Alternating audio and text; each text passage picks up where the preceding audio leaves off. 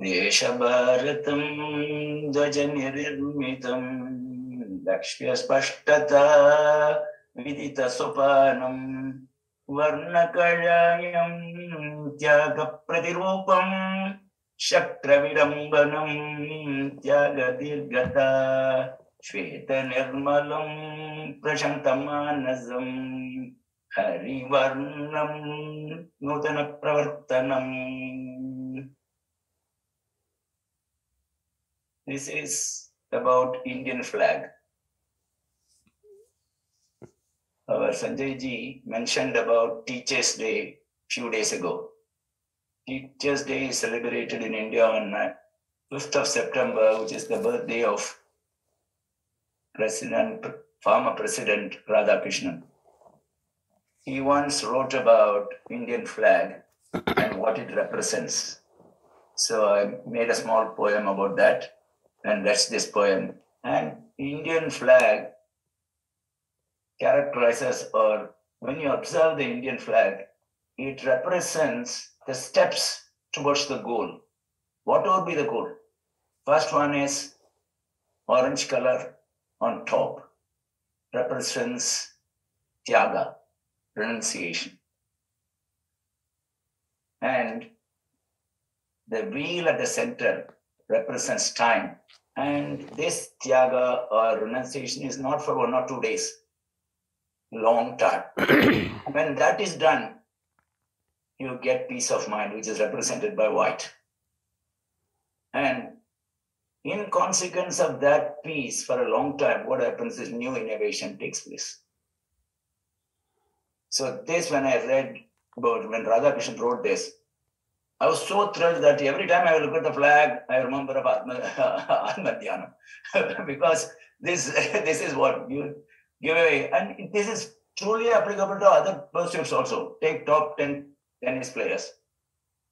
From year 12, from the age of year 12 to year 40, nearly 25 years, they go on practicing. So 6-7 hours per day, 2 hours in gym. And they cannot eat this, they have to go to nutrition, whatever he says. They cannot go out always with their girlfriends. So how much renunciation they're doing, giving up for achieving their goal. Here also, we give up worldly activities mainly to think about Atman or the self. And you get peace. And after that, whatever happens, we leave it to the Lord because we are in happiness itself. So suddenly, because of Sanjay ji is remembering about the Teachers' Day, suddenly, this long time ago, I thought about it, and suddenly it came as a poem, and I just read it to you guys. I need to mention Sarpalli Radhakrishnan ji gave beautiful commentaries on Upanishads in English, and he was a very literate man and a spiritual, religious person, and he contributed to the scriptures and explaining meanings of these things. If you look into the stages of life, according to, you can say, the Hindu way of life, it is all about self only. It is all about knowing the self, because the first stage of life is known as brahmacharya. Brahmacharya is before you get married, you live in a ashram, in a hermitage, with a guru, gurukul, and away from your home, and you learn. It's like a school, you learn different things, but brahmacharya means that it is a life of celibacy and not of indulgence, and tapas, and a lot of sacrifice.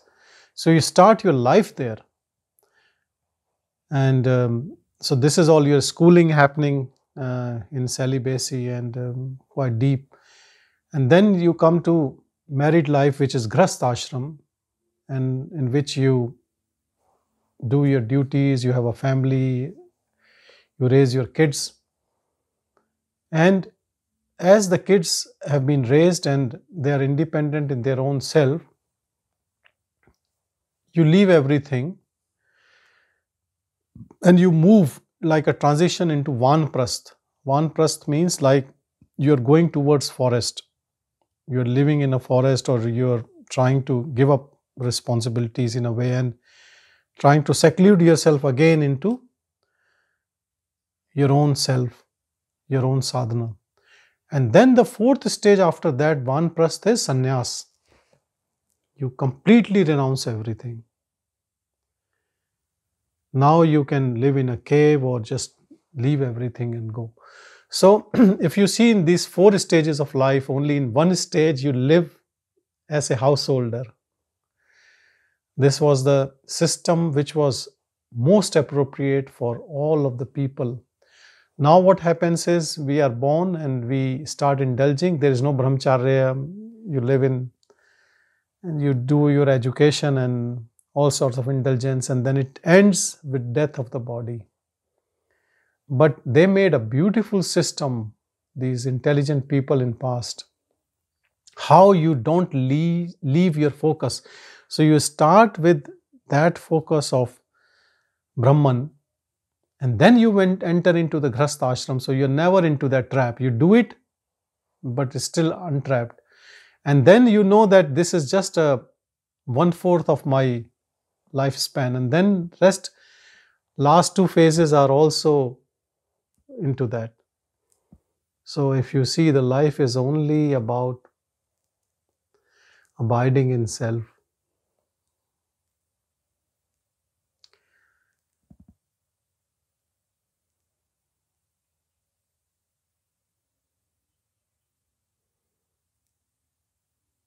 We all have been taught about achieving.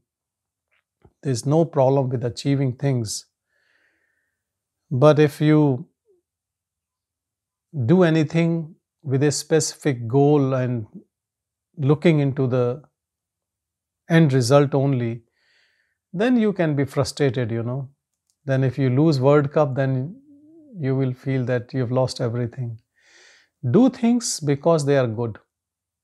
And whatever the end result is, it should not be our choice, because it just comes. Because there is some power which is observing, seeing, and it does justice always. In a short span of time, it looks injustice, it looks like something is wrong, but we don't know the whole story about things. And this word, nothing you can be sure of. It is, first is this life is an illusion, and then there's illusion in illusion with fake news and media and our own mind conditioning. So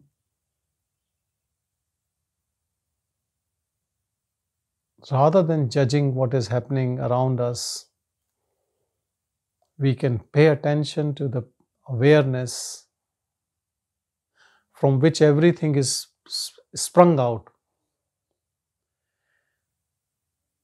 keeping our attention there. In whatever stage of life we are, see how quickly, how easily this disentanglement happens within us, without changing a job, without moving out from family, but paying attention to the source. Mind which is extroverted, because of the grace of self, it becomes introverted. When it becomes introverted, looking what is within,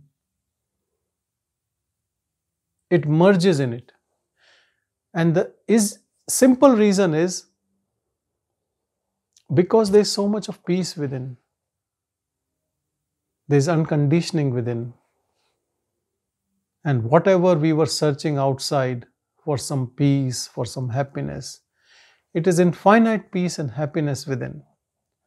Then why would you again try to look into things and pleasing senses and taking all these efforts? That is why they say a jnani becomes like a python, just lying at one place, not moving. Stillness within, stillness outside. Though there can be other ways also. Some people do a lot of charity or other things, and some people are like Bhagavan, they are just at one place in their own stillness. It depends how energy unfolds.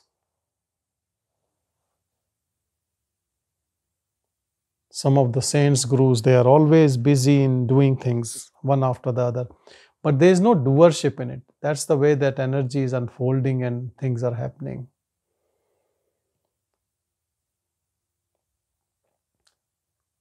But keep your attention on that awareness. What someone is saying, how people are treating you, why things are happening. Just stay indifferent. Don't use your mind unnecessarily to tease things, why they are happening. If you want an answer, I can give you an answer. Why someone is doing like that? Because of their own conditioning. Don't try to analyze more than that. They also not know. People who are misbehaving or not behaving according to what you think is right, because they have a mind. Why would they follow your mind? They will follow their conditioning. You are following your conditioning. There's nothing right or wrong. If you ask me right or wrong, then everyone is wrong, because everyone is their own conditioning. So don't try to analyze people. Don't analyze situation. No point. You don't know the whole story. You have not lived with their mind. Leave people as they are. Unless they come with folded hand and ask you, please help me, please tell me how to get rid of this mind. Nobody asks. Ego is self-sufficient in a way. Everyone thinks they are most smart people. So nobody wants any advice. And this saves our time also. All the time you put your energy in your own self.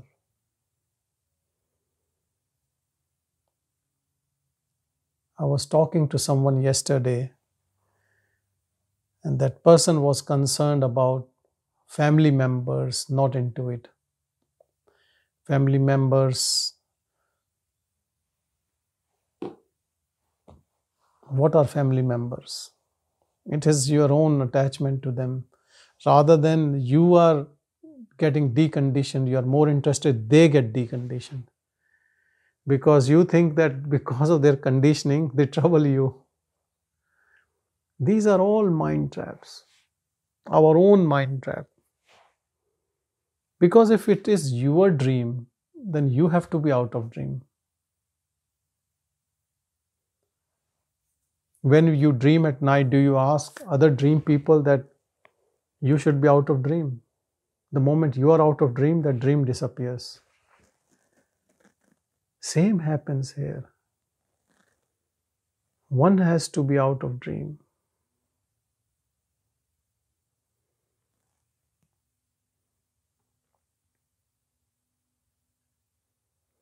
We are not even in the dream. Understand this truth. But to understand this truth, you have to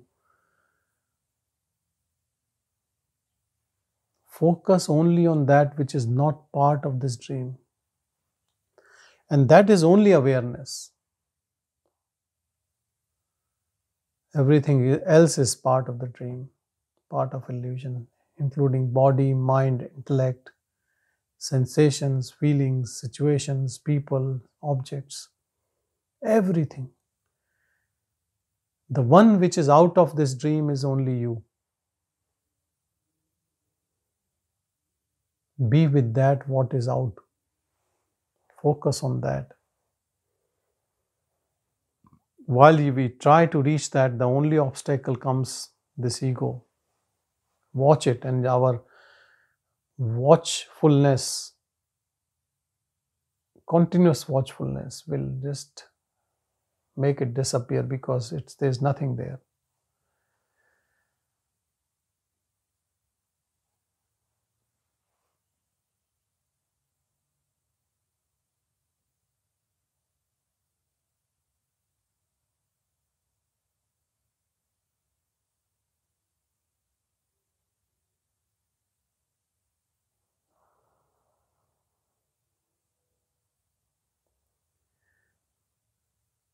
Have you ever been in a train which is still stationary on a platform and the other train moves? We think we are moving, though we are still.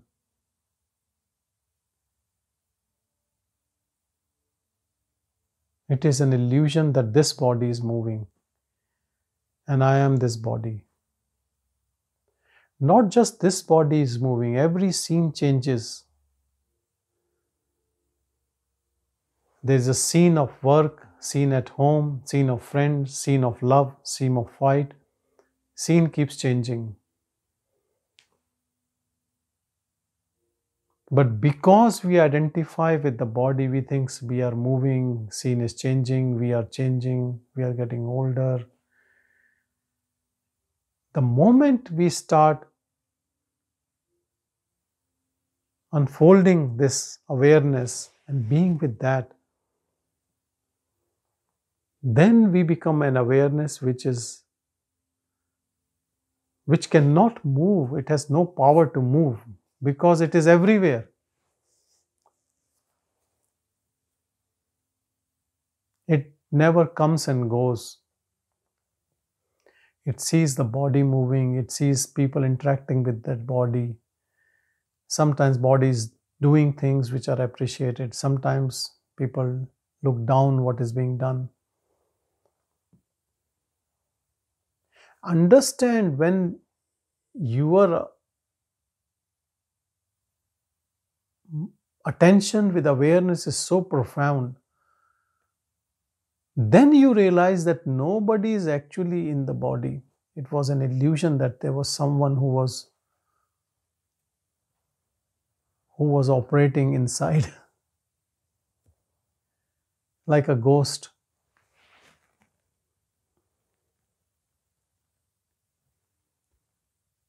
There's nothing there. Only you are there who is a witness. And you are in body, outside body, everywhere. And you don't know where to go. Scene changes, just like the train which is still and the other train moves, but you think you move. This other train is body. We are not this body. We are still and the body moves. Give up your ownership of this body and see that how beautiful life is. You give up ownership of this body, then you become everything. So there is no duality, no difference, nothing.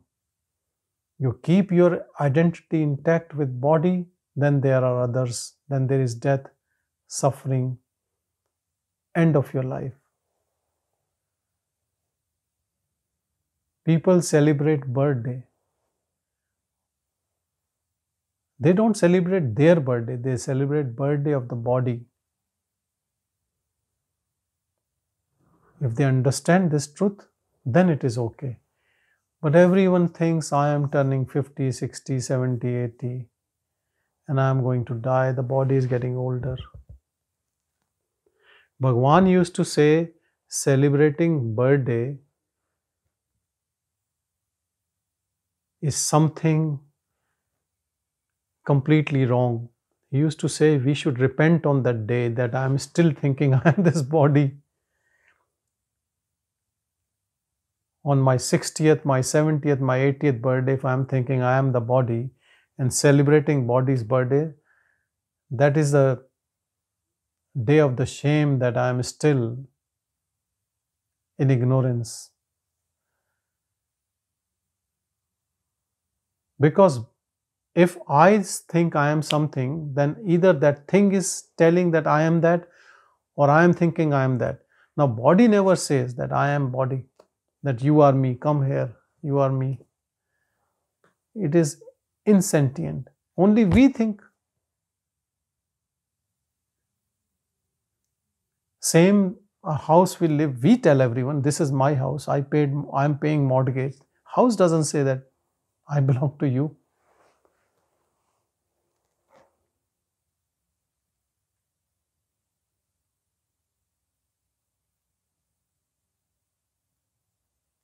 Same is with our pets. We own a dog. We say, he's my dog.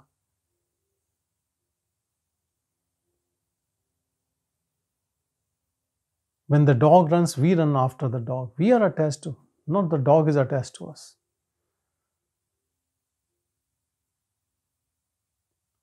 Everything in this world.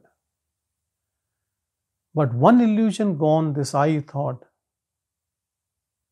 I am the body idea, and nothing is left to sort out. One problem sought internally, nothing else needs to be sorted out.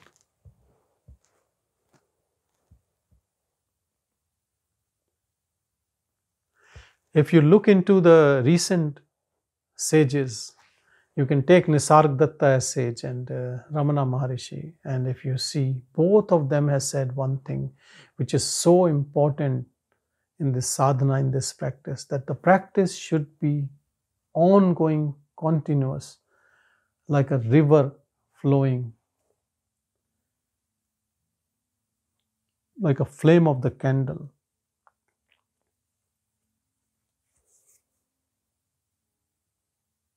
Keeping our attention on that awareness. So the first part of practice is to know what is this self. And to know the self, discarding whatever you can touch, feel, smell, taste, hear, sense, including your internal environment, discarding everything, because it's all which comes in perception of mind is not us. That is in perception of mind. And mind cannot perceive self. Self can only perceive self. And our problem is we mix all the mind stuff with self, and then it becomes complicated. So the moment we start staying in our own stillness, as awareness, what we are, without ownership of any thought, any feeling, any senses, all what comes with I, discard immediately. Then no thought comes without I. You become silent. Be in this silence all the time.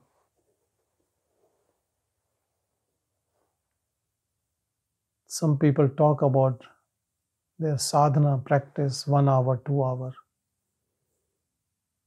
It doesn't work in this way. So then what happens after 2 hours, 3 hours? Then you are in illusion. I would say you do practice in solitude, sitting and watching this, everything. But then take this practice in day to day. Move with that energy. Actually, it is an energy. Once you have a knack of it, you would never ever leave it. Now, would you call it sadhana, practice, or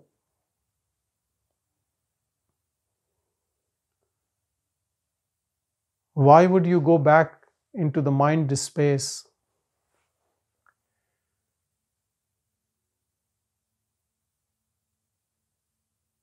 Mind always bites us. It looks nice initially, or it promises something, and you go close, and then you get a bite.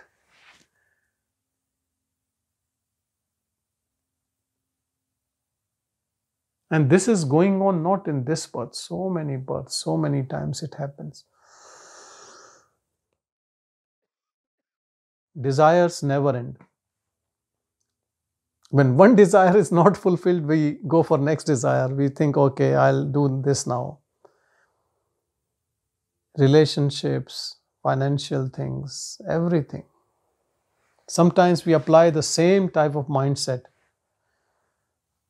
in spirituality.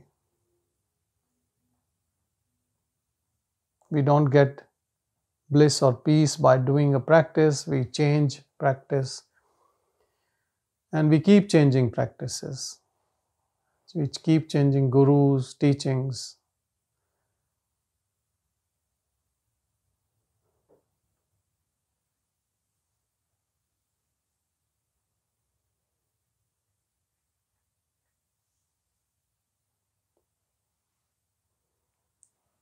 Some people are quite proud of their practices also. They think by practice they can get everything. And then there is no humbleness in that practice. They think they have theoretical knowledge, they are disciplined people, they will get it. The moment you think like that, you are a gone case. Whole world will get except you.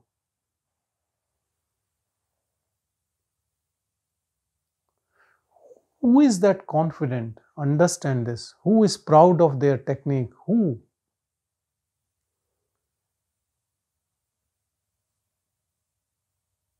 This meditator has to disappear. Then what is left is pure bliss.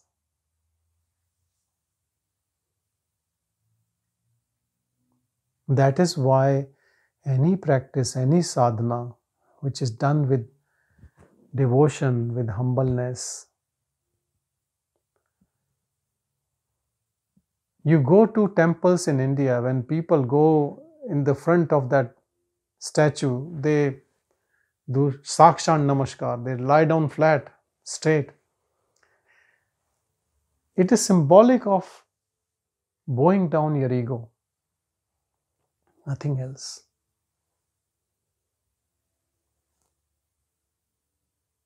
Bow down this ego in that formless awareness.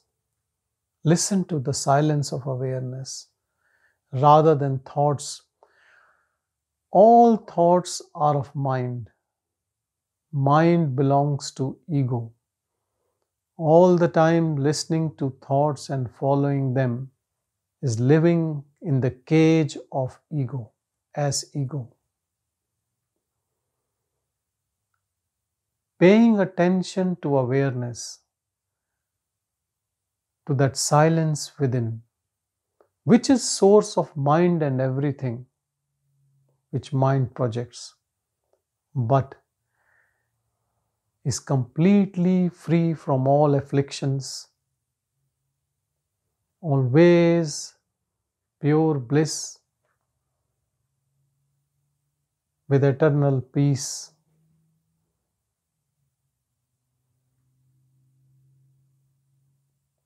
Focus only on that.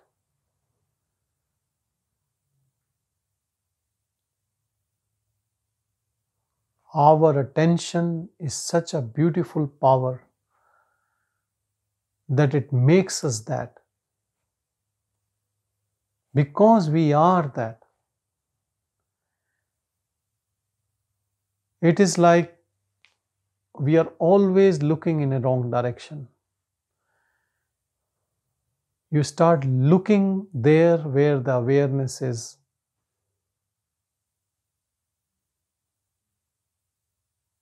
We call it you merge, your mind merges.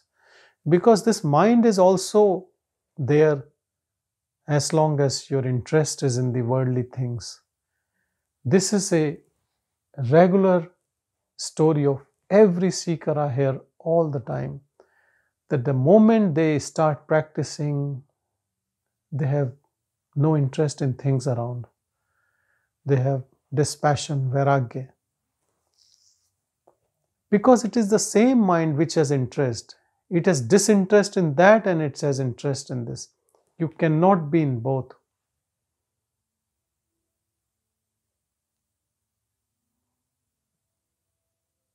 Dispassion brings you in proximity to self. Same mind is now looking within. It has no interest in what is happening around. It has withdrawn power from the senses.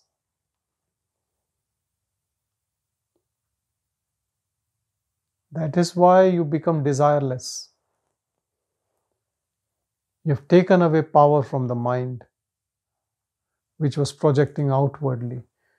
This outward projection of energy is called as mind, because it is selecting, choosing, liking, disliking, it has craving, it has aversion. That is why there are so many millions of thoughts. An average person gets 75 to 85,000 thoughts in a day, though we don't remember all of them, which is good.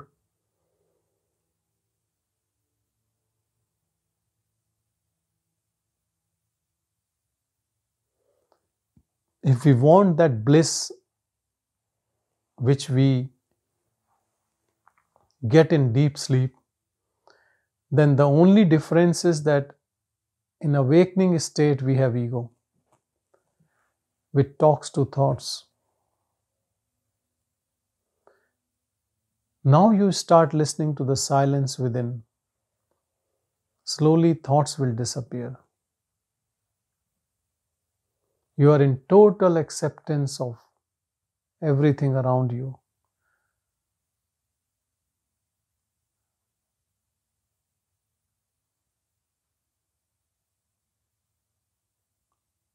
There is only one way to be out of Maya,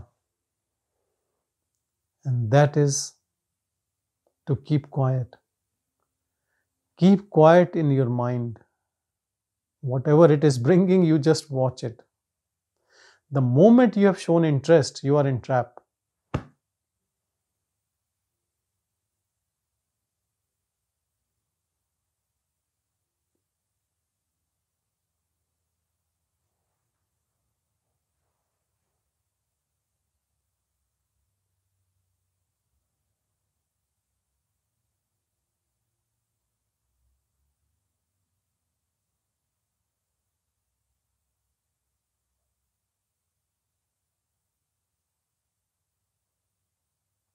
This ghost of ego survives on our interest and disinterest.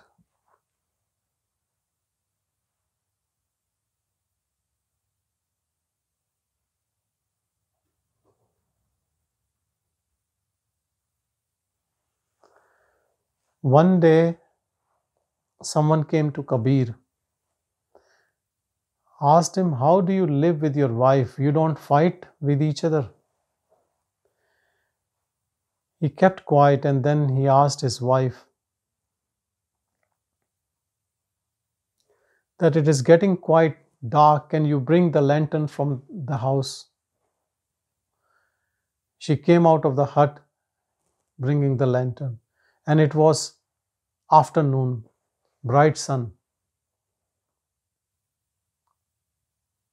So this man said, "Looks like you both are stupid. That's why you don't fight.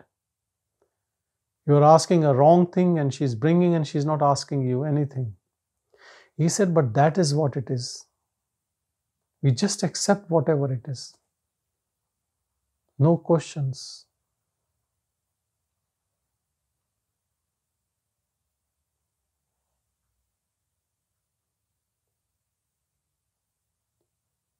Understand these subtle points to finish these incessant thoughts which continue.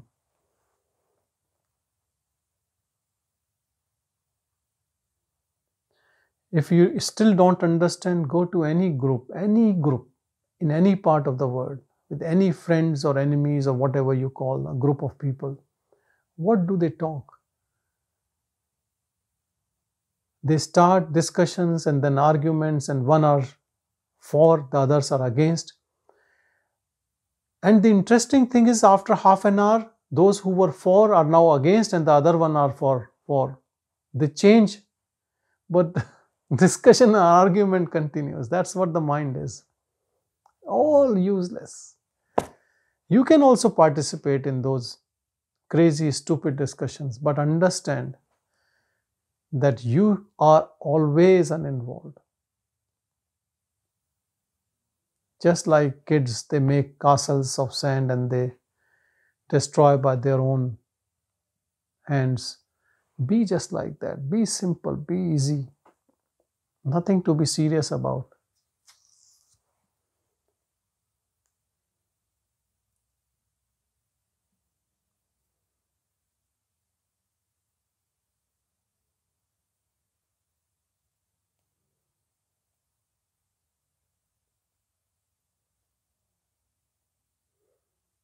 Grace of self is always on us. And that is the real grace from the real source, which is us.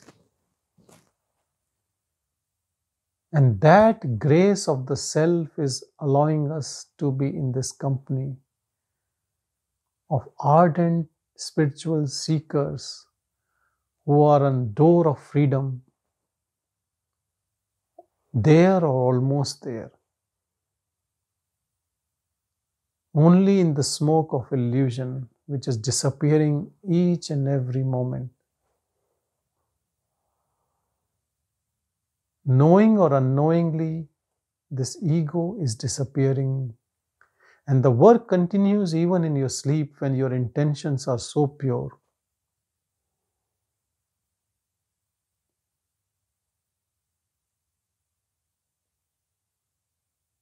Surrender to the divine all your apprehensions and doubts, because I am not realized is only a thought in the mind. We are not the mind. Discard it. Even I am realized. This is also a thought in the mind. We are not realized or not realized. We are what we are, always the same. Unchanging reality, always.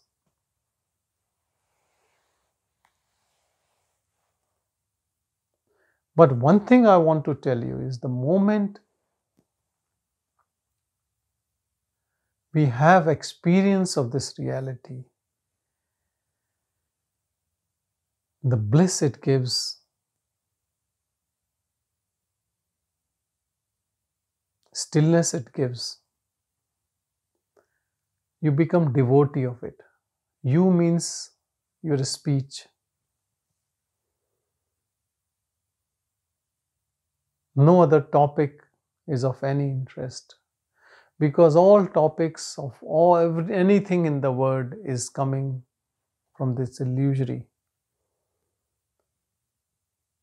Now that body mind complex has not seen this for a long time. It praises and praises and praises. You get it by knowledge, by path of knowledge, then but you become a devotee of that.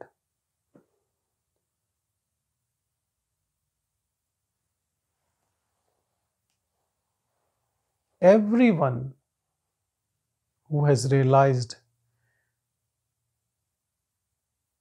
in any religion or no religion or any country has sung songs of love, praise, devotion to that absolute, which is without name, without form, universal.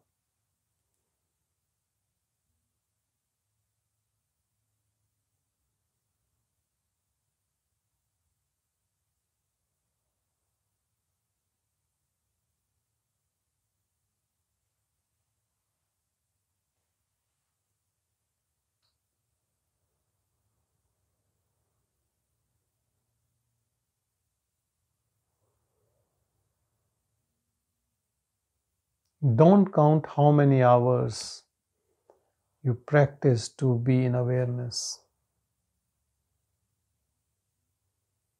What will you do when you become eternal, beyond time and space, where there is no counting?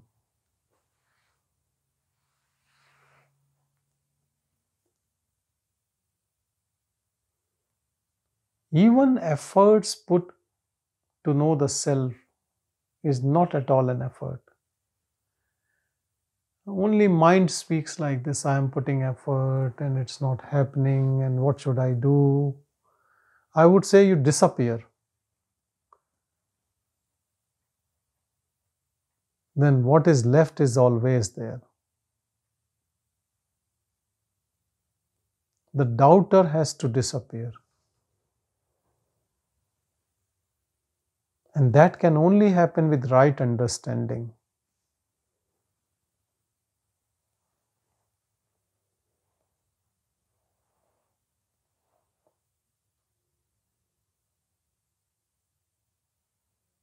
Sometimes people tell me that I am doing it for 4 hours. Is it too much? Will I get crazy after some time? You're already crazy, living in ego. What else would you become? No confidence, no faith in the grace of the self. Always believing in doubts coming from the mind.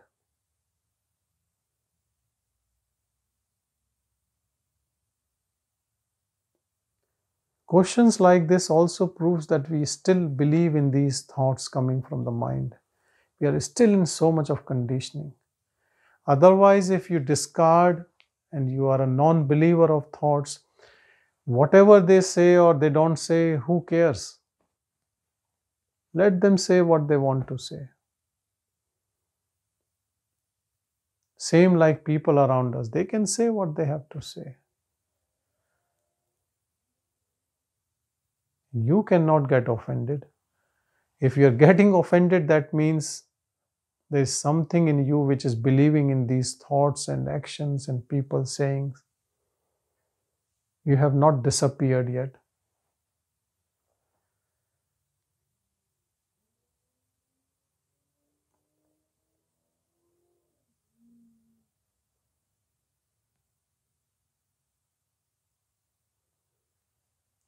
The biggest Siddhi Bhagavan used to say is abiding in self.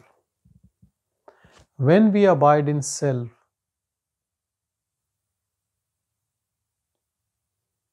then we are out of this game of Maya. Then everything is happening according to you. Understand this also. Then whatever happens is what you desire.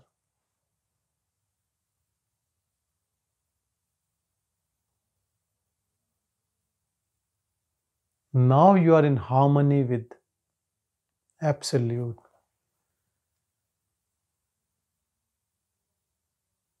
Then you and Absolute becomes one. And you enjoy each moment because you without intention get whatever is needed. And in plenty, in abundance. Then some people can say it's a miracle or it's a siddhi, it's some power.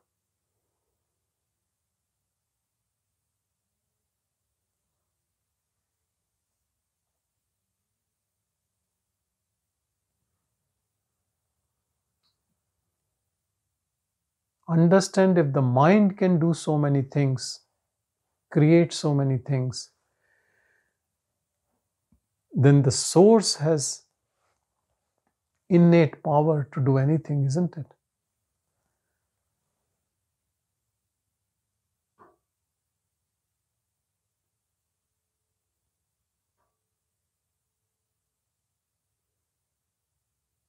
But irony of things is,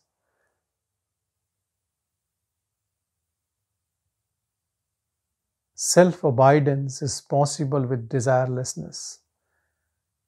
So the one who can manifest anything from unmanifest has no desire for anything.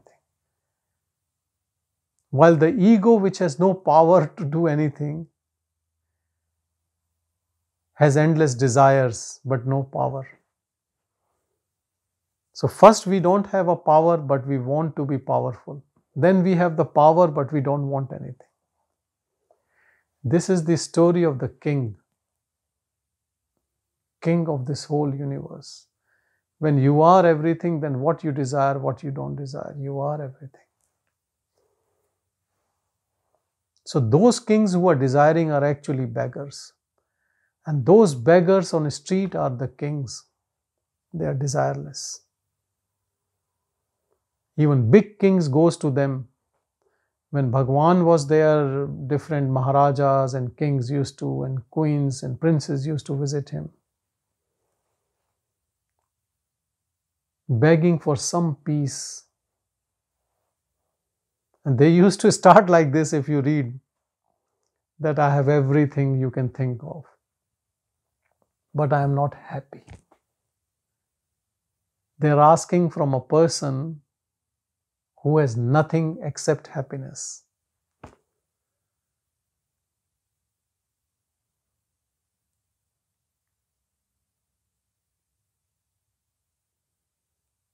Whatever we achieve or we lose or gain, most important is peace. This should be our first goal and last goal. And then whatever has to come will come according to our prarabdha, our karmas.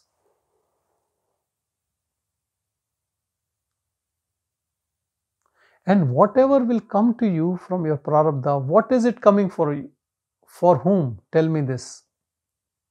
To whom it is coming? To you? No. You are pure awareness. You have no name, no form, independent of everything. It is coming to this body which will be turning to dust soon. And you are not the body. When we are not the body and all the karmas and actions and suffering and gaining or losing is to the body, then how does it matter?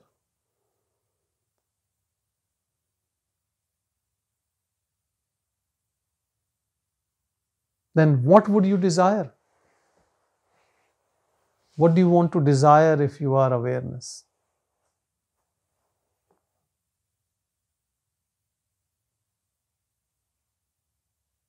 For whom you will ask what?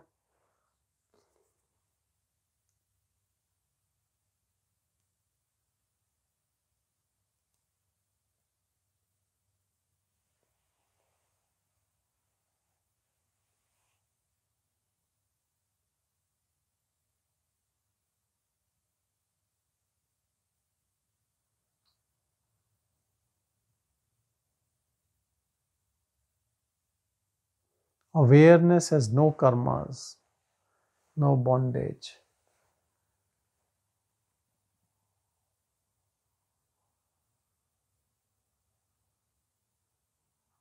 It has no need.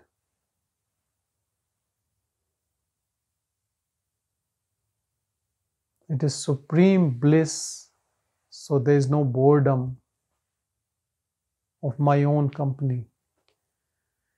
Everything is my company. Everything is me.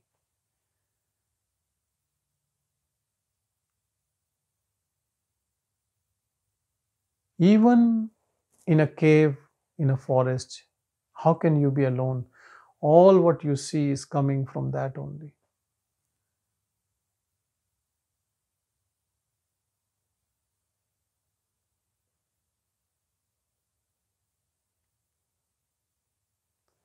Human beings lives on identity. We all have a name, a surname, sometimes longer names, a biodata. You see birds, thousands of flocking together, all look same. What name?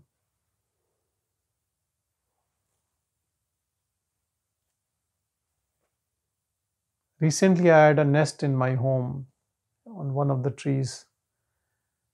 This family came, they gave birth to 4 kids. There were eggs and the hatchlings, they came. And within few days, when they had feather and they could fly, all of them have left. They built that nest so beautifully. And they lived in that for only for 4 or 5 weeks maximum. It's empty nest.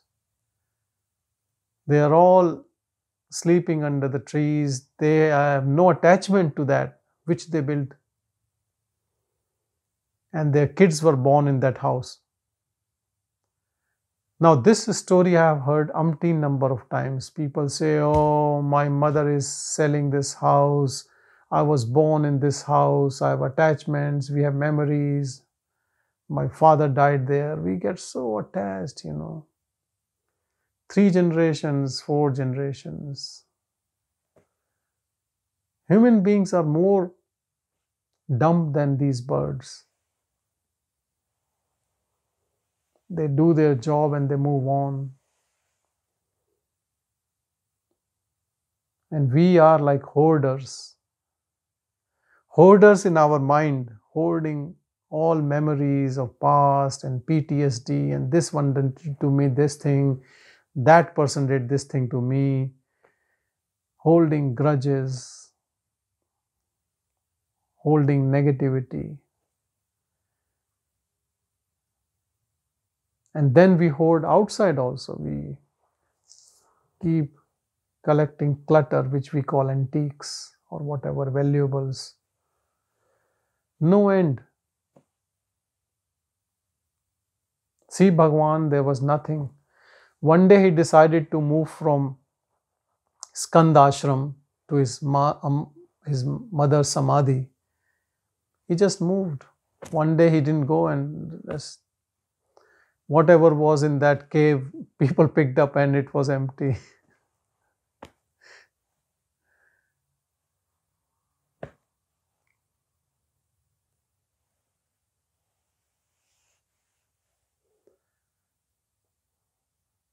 We all need to understand life, philosophy. What exactly is this? Not even 1 second to be wasted in unhappiness, in suffering, in ego mode.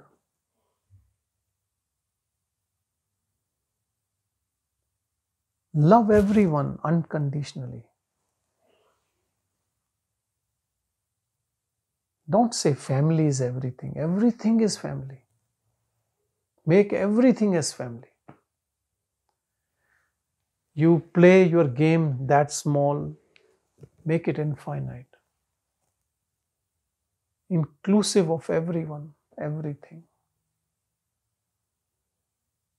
And that can only happen in awareness.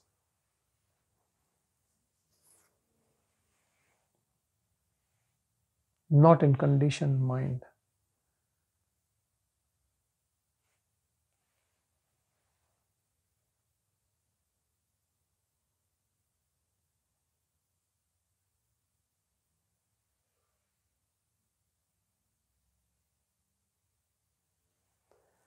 Living in awareness or awareness, you are aware of everyone's awareness, because that awareness is only you only.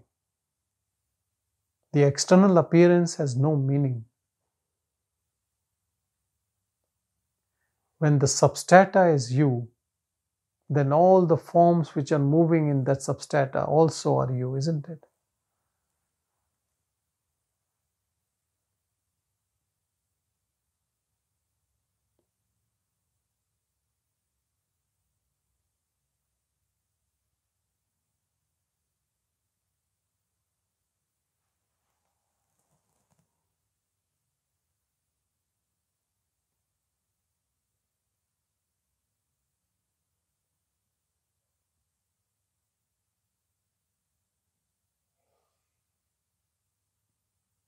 Once our identification with body drops,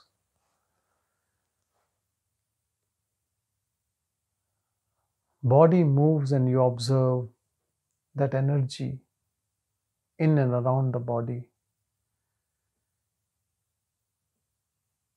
in and around all bodies, all objects. It is like perfect stillness in which all these movements are happening. Even in noise, there is silence.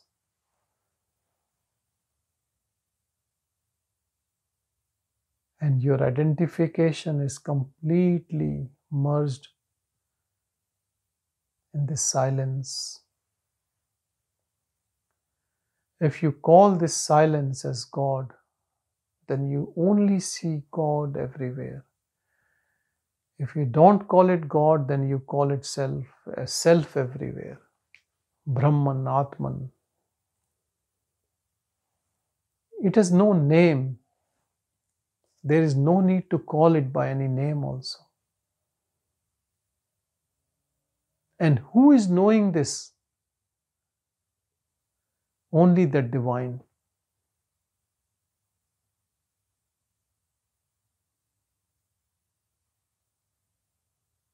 So we are not different from the divine.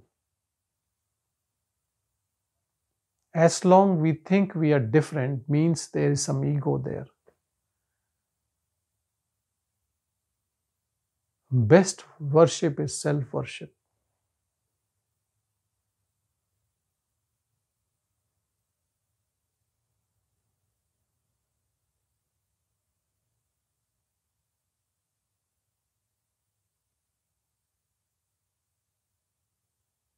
Better to say Aham Brahmasmi, I am Brahman, rather than saying I am body.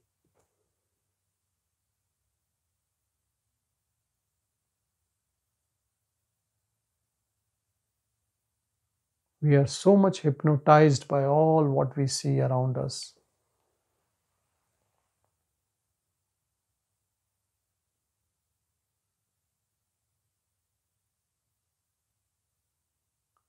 Only a realized being can tell us that we are hypnotized, because everyone is conditioned around us.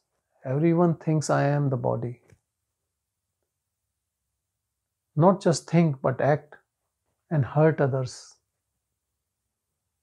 create wars,